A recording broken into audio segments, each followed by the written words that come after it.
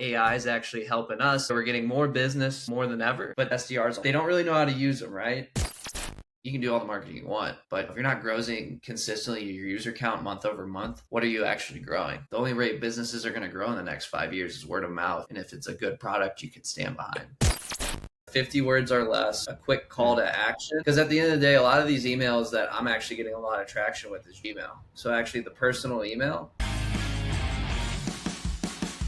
Welcome back to the SDR Hire podcast, and I'm talking today with Josh Rasnic. So going back to the roots of the podcast, right? Josh is somebody who started from the bottom.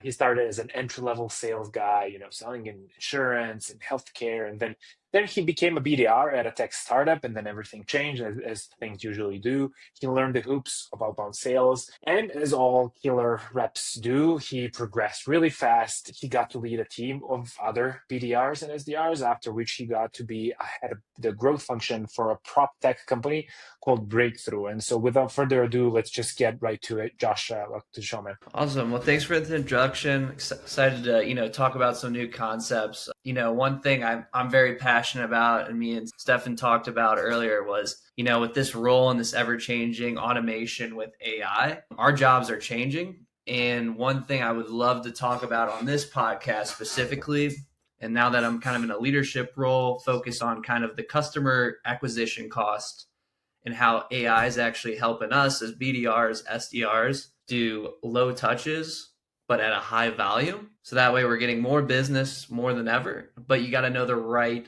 type of process to get that going. I know, Stefan, I'm sure you talk to SDRs all the time. They're loving all the new tools that are coming out, like Limlist, Instantly, but they don't really know how to use them, right?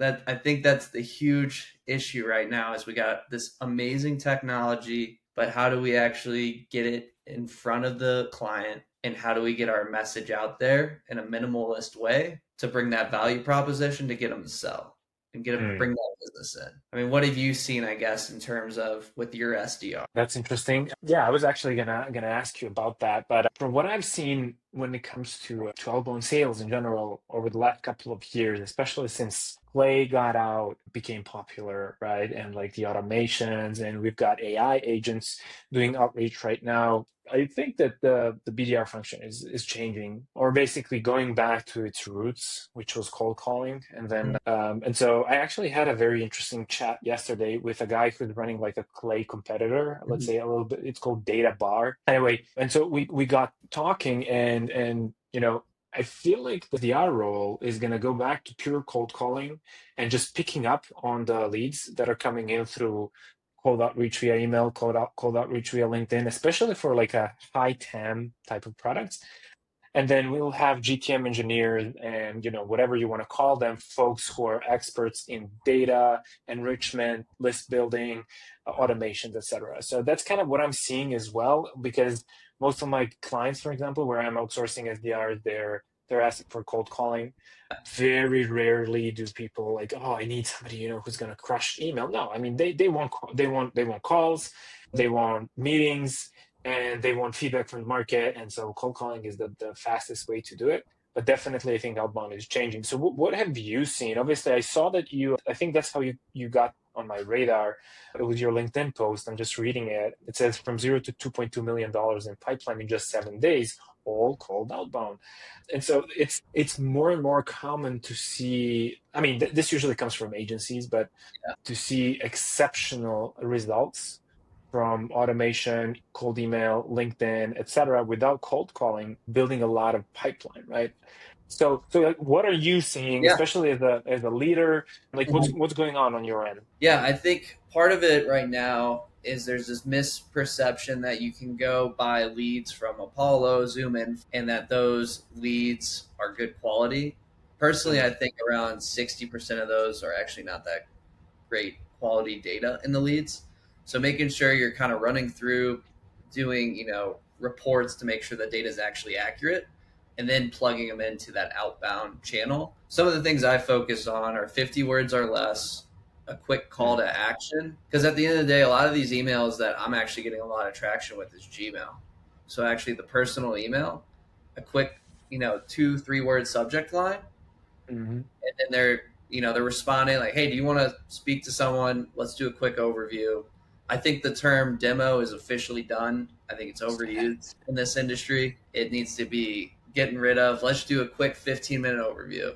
I don't want to waste Yeah. your time. I don't want to waste my time. Let's get on. Let's talk. Obviously, part of it too is with, I've always felt like this is a struggle too with that process, is that BDRs, SDRs are obviously, that's entry level job. They don't have that experience. So how to find a great one is having one that has experience, the confidence to, project what their product does to these clients that are buying. Because the ones with the Mhm. buying power, there's definitely an age gap. I mean, let's be real there. So to have someone come on through an outbound email, there's got to be a lot of confidence, understanding for the product. And then from there, you try to hand it off to your leadership team, management team to get that executive C-suite touch. We call it the 1-2 punch at my company. Mhm. It's just a quick call from our CEO, say, hey, I heard you met with so-and-so. How'd it go? I'm the co-founder here, just kind of getting that executive eye level. It builds a lot of Mhm. rapport with the prospect, and then from there it goes back to myself, my team, and then the deal is closed. The goal is to obviously get it done, but part of that How'd you too. Yeah. how'd you get the CEO to pick up the phone and actually waste time on like doing stuff like that? I Well, mean, like I can see that being a thing in a smaller company, but we are the we bigger are you smaller. are, yeah. We're 40 people. We're pretty blessed that we have two co-founders. So one focuses on sales, one Oh, focuses okay. on running the company. So it's really nice to have that support when I need it, especially at like enterprise level conversations. That's really nice. And then I will say, now you mentioned like cold calling, how it's coming back. I totally agree with you, and I have a perfect use case. I just have you heard of an auto dialer? You Of guys, I'm course. sure. Yeah.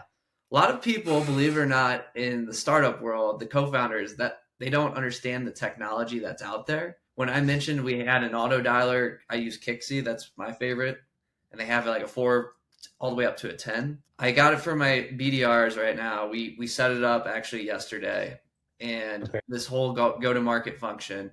He went through 55 calls in 10 minutes, connections, booked one meeting in 10 Yep. minutes. Now the issue is actually going back top of funnel. We got that issue solved of how can we make cold calling efficient. Now obviously I had an outbound going for him, but now I got to scale that, because Yep. now, the 20 leads I'm getting for him and demos a month, that's not, if you're doing that amount of cold calls, you gotta like 4x that now. So it's all about scalability now. So you got the right processes, automations in place, and that's just my B2B side of the business. I have a B2C side of the business, and you're probably thinking B2C, you have a person that, calls these people. Yeah, why not? Of That's course. going to build acquisition. And if we can sell, 400 licenses a month just through an auto dialer, building that rapport with a single user, let's do that. Real quick, if you're a sales leader or you know someone who's looking for support when it comes to cold outreach, cold calling, cold email, LinkedIn outreach, we build SDR and BDR teams for companies or complement their existing teams with top talent, remote SDRs and BDRs that are exceptional in outreach skills. So if you'd like to get in touch, just visit sdrhire.com and book a call with our team. All right, back to the show. So in regards to breakthrough, and you've been there for the last, let's say, 7 months, something like that. Like, what are some of the results that you've achieved? Because I know that you're striving for really big things and you're ambitious. So what are kind of the things that you've accomplished with these guys? Yeah, right now from the B2B side of the business, we've been able to grow it 40% year over year, which is, phenomenal in SaaS right now. The goal obviously is 200% this year. I like to set high growth metrics. And then in terms of B2C right now, we're consistently growing about 6 users a day. We want to get that up to 27 users a day. How I'm Wow. doing that is with all these processes, automating it, and really just making it so that person that's doing the B2C sales is efficient as possible. So making sure they're supported in whatever they need, and then helping automate that. That's really awesome, man. That is so impressive. Can you kind of walk me through the use cases there? So I guess, are we talking about Breakthrough, the company that you're current? Okay, so Breakthrough. what does the company do, and like what is the B2B product and what is the B2C product? I'm very interested in that, just to understand how you're kind of building that out. It's not often to have a SaaS business or like a platform business that has like two sides, right? It seems like you're kind of a marketplace. So what's the product, and then how does it pertain to like B2C and then B2B? Yeah, Breakthrough Broker is a marketing center that we have for real estate agents in the US. And that's our single user product. And what that does is it allows them to execute on their marketing strategies. And we're connected to the local MLS. So we pull data in, and they get thousands of pre-created marketing content for their, their open houses, when they're selling a home, social media. It's all connected. So we help automate that system. Think Canva on steroids is kind of it, and it's focused for real estate. So that's our B2C product, 180 a year, pretty affordable for what they're getting, subscription-based model, B2C. So I got that side all automated. And then we have our B2B product, which is a white labeled marketing center where we take all of our technology, proprietary, sell it to the business, the brokerage, which has like 50 real estate agents underneath it. So that way they're providing that value to their agents. So it's a unique model because at the same time, we're kind of competing against each other because brokerages, some don't want to pay for it, which is amazing because I got an upsell then. I'm like, oh, let's hop on a call with all of your single users. I'll sell it to them and we'll get 40 signups that way. So it's a win-win product because, even if they don't want the business level product, I can still, build that relationship, and I can go into their business, provide that value to their users, which I don't think a lot of tech companies really focus on. Is like they focus on the B2B sale, but what if you had that single product and you could actually bring that value in and be like, hey, would you be interested if I came in, met with everyone at the company and had them pay for it? I mean, I know for myself, I pay for my own tools. Exactly. It makes sense. And maybe that's where the model's going. Yeah. Are you seeing success with this? Like, can you actually come to, like, for example, turn a no from a B2B buyer, right? So a manager at a brokerage or whatever, and tell them, hey, okay, fair game. Like, what's the incentive for them to make intros to 50 of their agents? I think in this case, it's really unique because their agents are 1099 employees underneath them, which means they have to build their own business from the ground up. So the owner is obviously not going to pay for it, but they have this awesome technology, and they can be like, hey guys, we're having our team meeting this week. We're actually bringing in this new tech company, Breakthrough Broker. They have some awesome, marketing technology that I think will grow your business.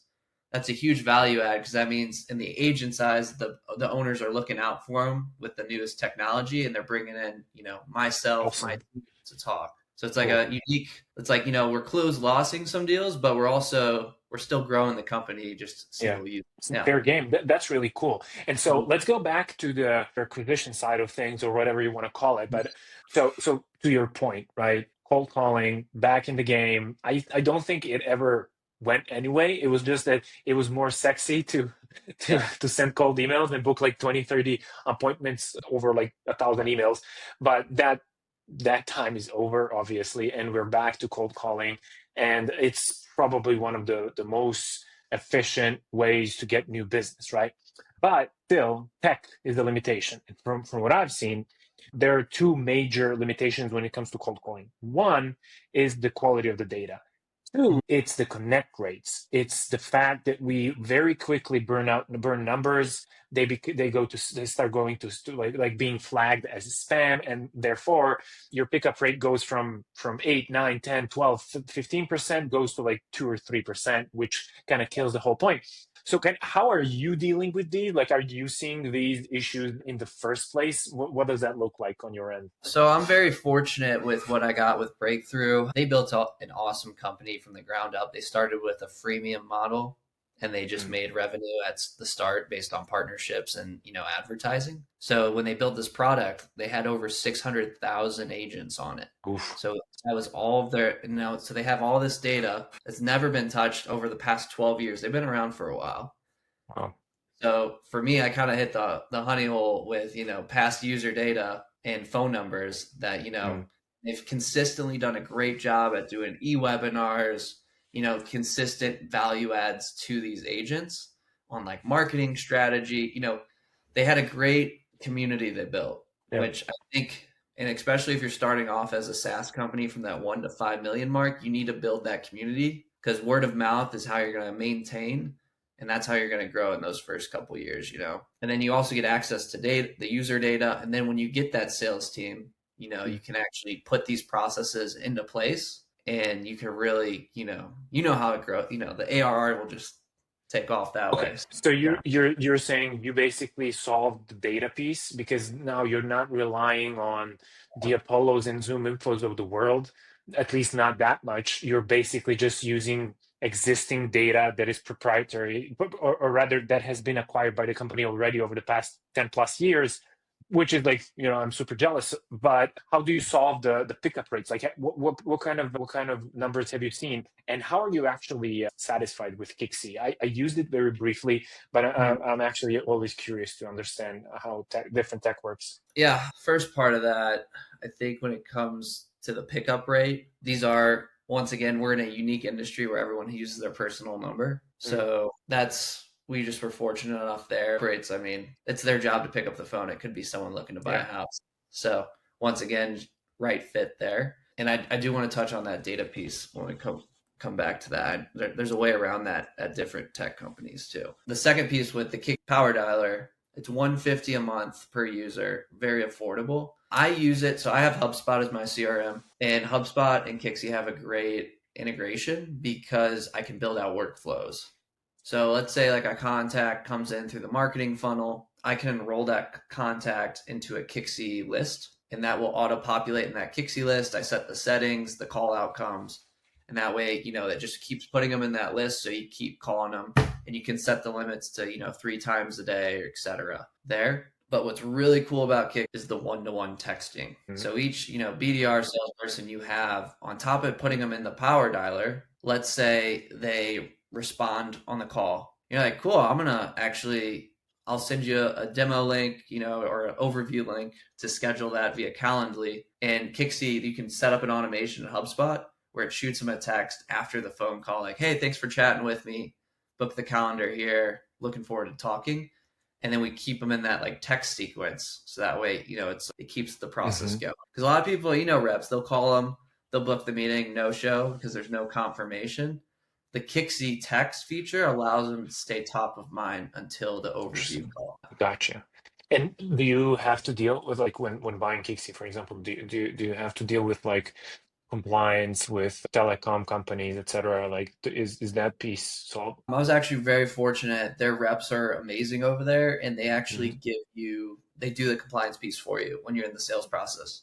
I see. Do you want me to put the 10 DLC compliance piece together for you? They'll push that through for you, which I think is a huge service because a lot of telecom companies don't do that. Yeah. And then obviously, mass messaging is a whole different compliance piece that I don't even want to get into. You don't get into that. I mean, SMS is a bitch. It's like, it's very hard to kind of solve. But no, cool. I've been actually testing out a powerdialer.ai. One of my reps kind of came across it. It's Indian tech.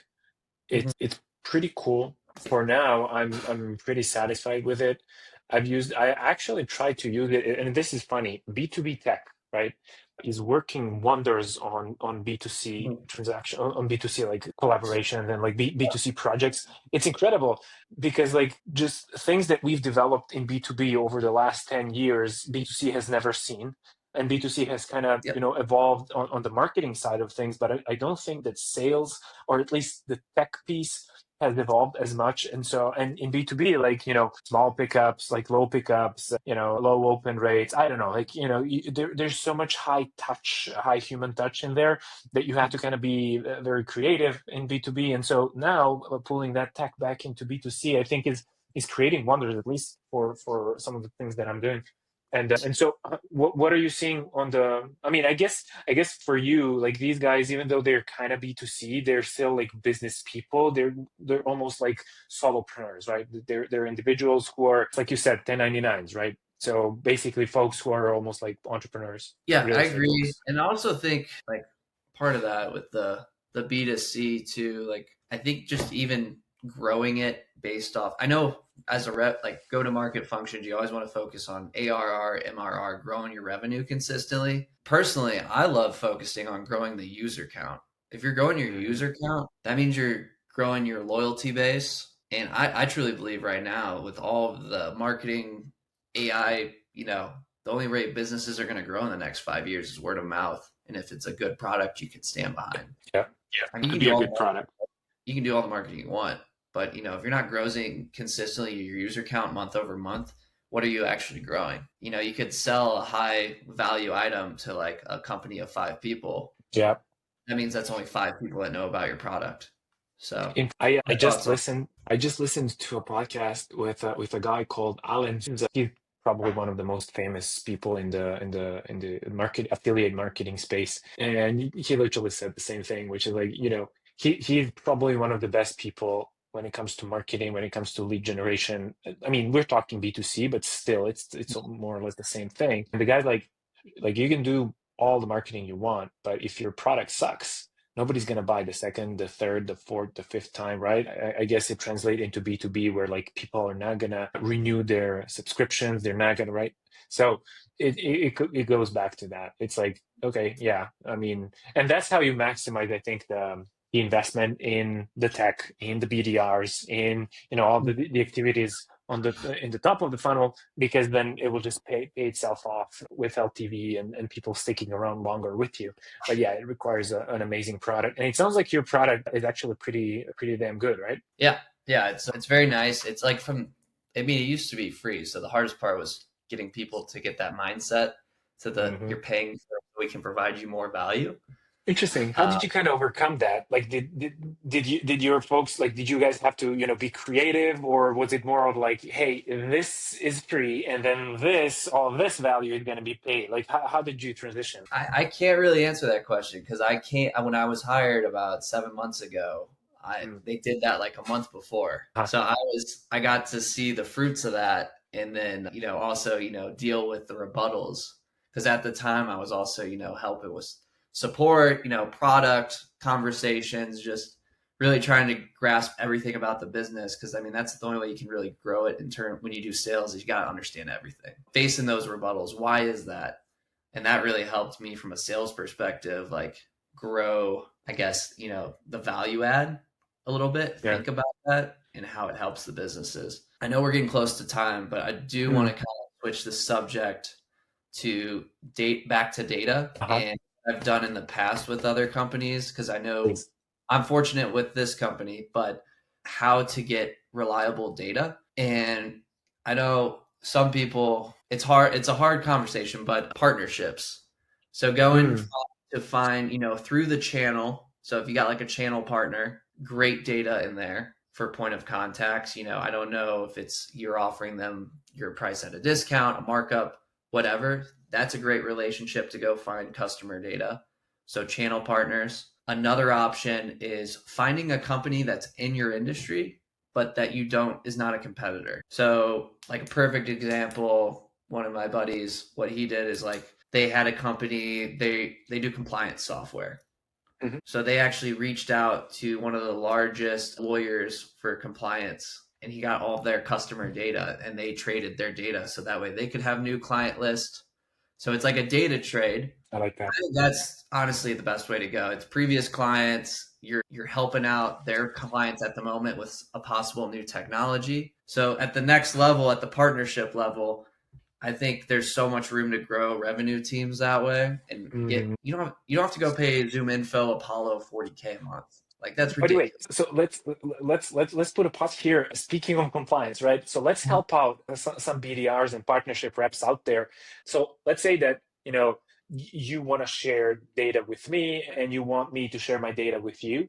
How do we do that? So let's say that I throw an objection at you and say, well, I mean, I'm not sure if I can do that because of, I don't know, GDPR or Data Protection Act or whatever. How do we go around that objection in a sales or a partnership call? In a partnership call, I mean, obviously your guys' compliance is a lot different than the US. Yeah, but let's stick to the US. Yeah, through the US, how I approach the conversation is through a referral conversation. So you obviously have this set of people as customers, and you want to approach it as, this is going to be a huge value add for your current customers, and you're going to be the one referring them to us, and vice versa. So that way it's a win-win. And then the referral there, you build more rapport, because this is a huge customer success piece of it too. Customer Hmm. success, they're not just selling the product, they're selling everything. They're like, how can I Yeah. make your business better? So that way you keep their business with just your software. So that's really, you got to have a little bit of a customer success manager as well in that conversation, because that way, you let them know like, hey, we have this awesome, partner of ours, this is their software, would love to set up a meeting with you. Would you be comfortable with it? And you I can like work that. different levels to the partnership, I think. There's one step of, sharing the customer data and just being like, hey, do you care if I reach out? That's like the broad level. I think the next Mm, level is having your customer success manager come in and them saying, oh, we have this awesome partner of ours, they do this. I know since you're focused on this type of software, I thought this might help your business as well. Would love to introduce you. I mean, that's tech I like sales. it.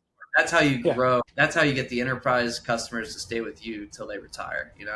I like it. I like it. And just to kind of summarize, I love the reframe there. So instead of saying, hey, let's just misuse the data that we both have, it's more of wrapping it into, hey, this is a value added to your audience, and we are a value. And then your product is a value add to our audience, customer base, whatever. And so then it can be framed as a value add and as a win-win, as you put it, on both ends, rather than misuse of data. And I think that there are actually very cool ways to do it legally as well, like without breaching any compliance. I love that. And so I hopefully BDRs and partnership reps out there can you find this useful.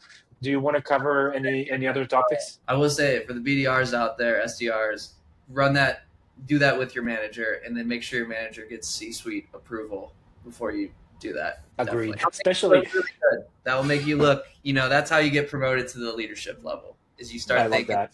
big box. Last thing I want to cover, and I got this new. So I'm actually in talks of getting funding for a new software, and we're thinking about trying a new pricing model, and I would Mm, love to get your thoughts on it. So right now, with SaaS, you got perpetual licenses, subscription, consumption, right? You got those three pricing models, right? okay. What I want to do is a freemium model. So Hmm. what we're doing is it's a data play. Hmm. So we layer our software on top of your system, we get your data, and then we sell your data, and then we rev share it back. So we give you 20% of that data that we sell to the big dogs that like that. So financial data that we're Hmm. selling, we Hmm. sell it back. So it's really it's up to the business owner to see if they want to sell their data, and then we rev share it back. So that way we give them the software for free. So who doesn't Hmm. like free software? We give them nice data reports, and I can't Hmm. obviously speak on what it exactly does, but they get the data reports, monitor users, etc. And then on top of that, they also get a 20% rev share on anything we generate. And this data is valuable to certain financial industries as well as real estate industries. So it's called a freemium model. It's kind of like a partnership play. But what's cool about it is like a lot of these small businesses would actually make money off it rather than pay a subscription. I see. But then you okay, got it. Then you're making money, well, significantly more money. Well, okay. I mean, I think that it should be tested like anything else, right? If you can just clarify what kind of data are we talking about, the real estate industry, or It's real estate data, like and what? so I can't.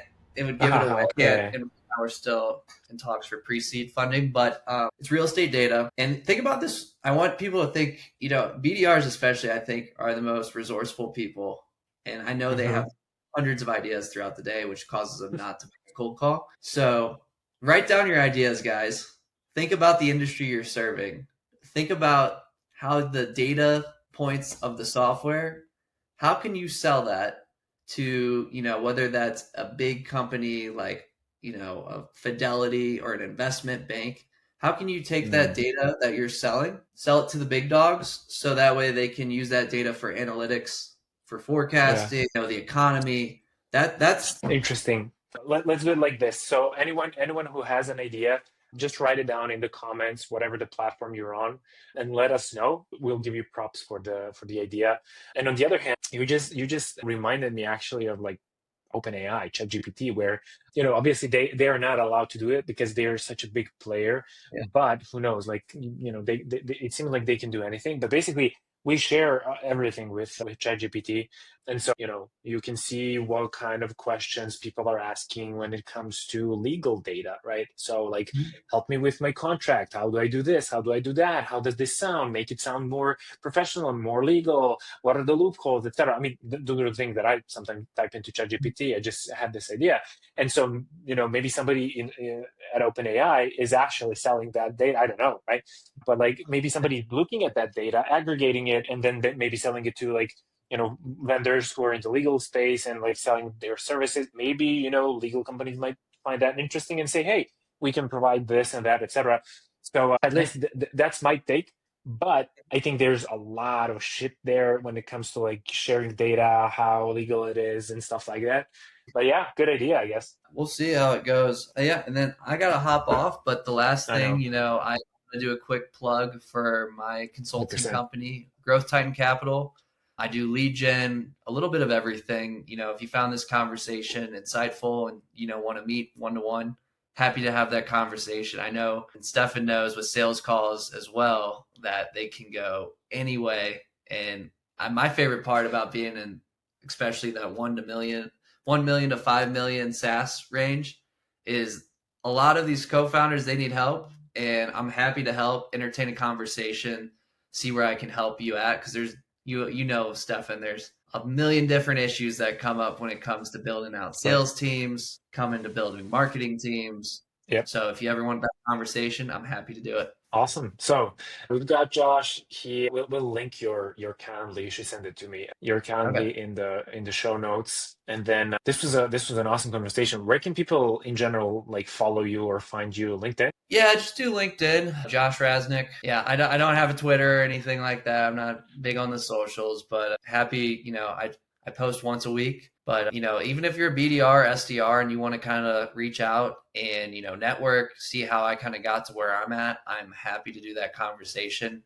2 years ago, I was in your shoes, and now I feel like I would just keep going up. So I want to, propel people into this life, and yeah, let's have that conversation. That's awesome, man.